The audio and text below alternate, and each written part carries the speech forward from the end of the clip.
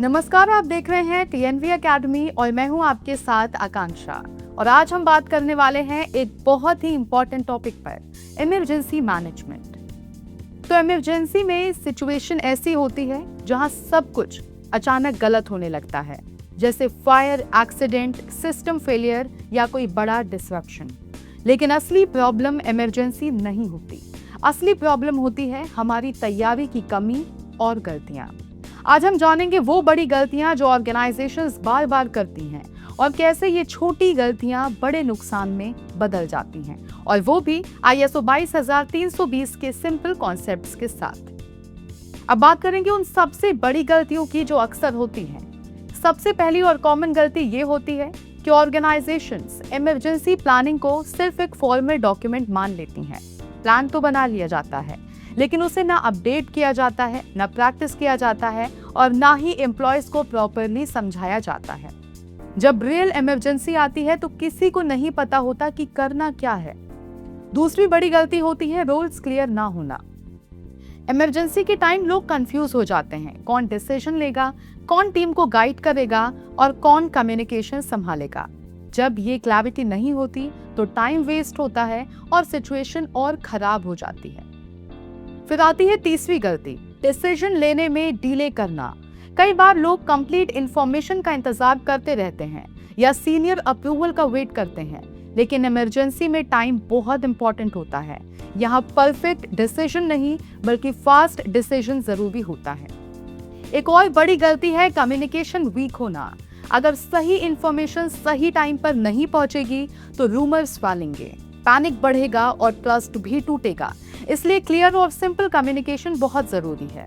बहुत जगह कोऑर्डिनेशन की भी प्रॉब्लम होती है।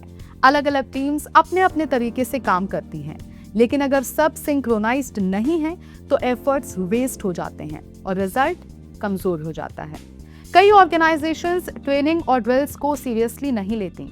उन्हें लगता है कि ये टाइम वेस्ट है, लेकिन जब रियल इमरजेंसी आती है तो अनट्रेन्ड लोग पैनिक कर जाते हैं और सही एक्शन नहीं ले पाते। प्रैक्टिस ही कॉन्फिडेंस देती है। एक और कॉमन मिस्टेक है टेक्नोलॉजी पर पूरी तरह डिपेंड करना। अगर सिस्टम फेल हो जाए या नेटवर्क डाउन हो जाए तो पूरी प्लानिंग फेल हो सकती है। इसलिए हमेशा बैकअप प्लान होना चाहिए। रिस्क असेसमेंट को इग्नोर करना भी बहुत बड़ी गलती है। अगर आपने पहले ये सोचा ही नहीं कि कौन कौन से रिस्क आ सकते हैं तो आप प्रिपेयर कैसे होंगे।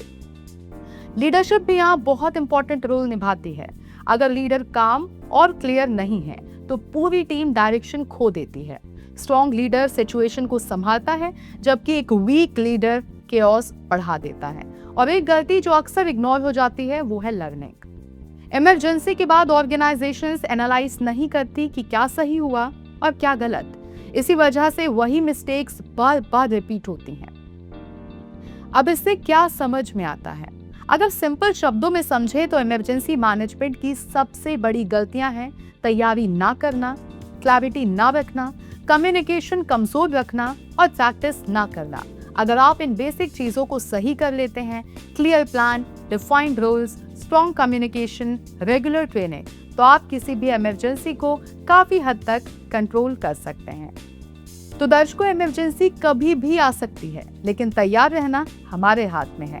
अब सवाल ये नहीं है कि प्रॉब्लम आएगी या नहीं, बल्कि ये है कि जब आएगी तब आप रेडी होंगे या नहीं।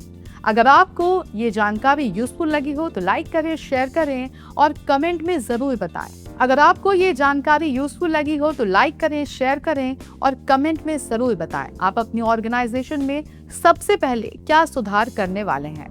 मैं हूं आकांक्षा, मिलते हैं अगले इंटरेस्टिंग टॉपिक के साथ। तब तक stay safe, stay prepared and stay smart.